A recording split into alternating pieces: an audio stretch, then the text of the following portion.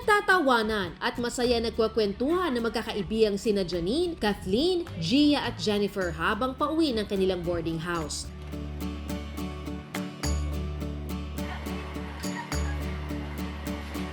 Pagdating ng kanilang tirahan,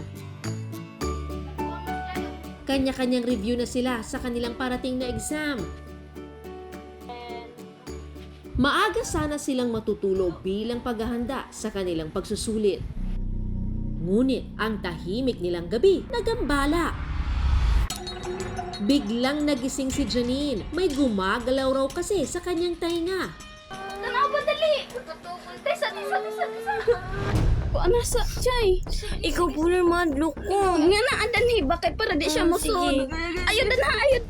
Kanang naikatong na para sa imo ha. May bisita si Janine sa kanyang tenga.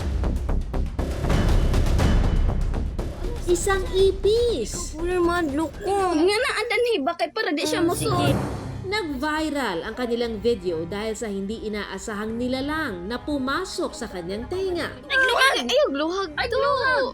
Maririnig sa video na nawindang ang magbabarkada. Ay, luhag! Ayog, luhag to! Alalalala. Yak sa matay! Butang. Okay na. Malaking palaisipan kung paanong nakapasok ang ipis sa tenga ni Janine. Hindi po namin alam kung paano yun kasi natutulog kasi ako. Mahimbing ang tulog ko noon kasi nag-aaral kaming apat. Stress. Wala akong idea kung paano siya nakapasok. Bigla lang pumasok sa tenga ko. Yun. Tapos sumakit. Then parang tumusok-tusok po yung mga galamay.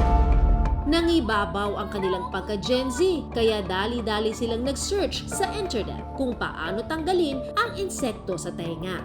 Una po, nilagyan namin ng oil yung tenga niya para mas madaling makuha yung ipis. Mas madali siyang mabunot. Tapos kumuha po kami ng tiyan. Ito yung ginamit namin para pantanggal ng ipis. Matinding kaba ang naramdaman ni Janine nung araw na iyon. Hindi ko po ma-explain kung gaano po yun kasakit. Basta ang alam ko lang po ay umiiyak ako noon. Nanghingi ako ng tulong sa kanila na kunin na nila ang ipis.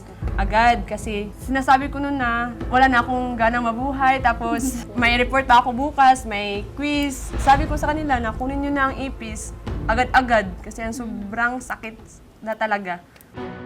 Matapos ang halos 1 oras na pakikipagbuno sa pinangingilagang insekto, nakahinga na ng maluwag si Janine dahil sa wakas, matagumpay nilang natanggal ang ipis. Di atong pati. Ah! Wala na! Ang dako! Oh my God! Nagsusing donggan! Awag. Atong pati yun. Isa. Ikaw bambang ka. Ay. Santo. 2 linggo pagkatapos ng insidente, buong akala ni Janine na makaka-move on na siya rito. Noong una, wala po akong naramdaman noon. And after 2 weeks, parang namamaga na kasi yung tenga ko tapos may tumutubig. Na-infected daw, may bacteria daw naiwan sa tenga. Isinangguni namin sa eksperto kung ano nga ba ang dapat gawin sa mga ganitong sitwasyon. Doc, ano po bang pwedeng gawin o anong pwedeng mangyari kapag napasukan po ng foreign object o lalo na kung ipis ang tenga ng isang tao? Maraming dapat pwede gawin, no?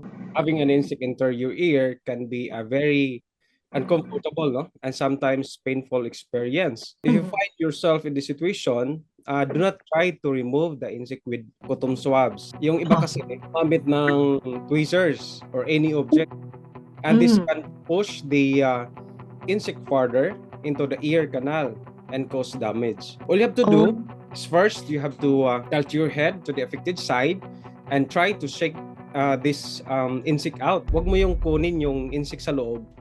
Gamit yung iba't ibang mga gamit kasi makakasira yun sa loob ng tenga mo. So yun po, pag natanggal na po, kailangan pa rin po bang magpa-check ilang araw o ano mga dapat bantayan na sintomas kung kailangan lalo na kung bumalik sa doktor po yung pasyente na napasukan po ng insekto sa tenga? Yes po, kailangan po para makita doon sa loob kung mayroong mga remaining debris, no? Mayroon pa ding yung iba, yung mayroong mga limbs ng ipis kaya mga sa iba't ibang insekto, no? Kailangan talaga magpa-check up sa isang doktor para makita kung anong laman doon sa loob. Idiraan na lang nila sa biruan ang kanilang kakaibang experience. Tinulungan ko na sila kasi Bakit ba nakapasok yun? Kasi ang laki naman. sobrang laki naman. Sobrang laki ng ipis Hindi talaga kami makapaniwala, no?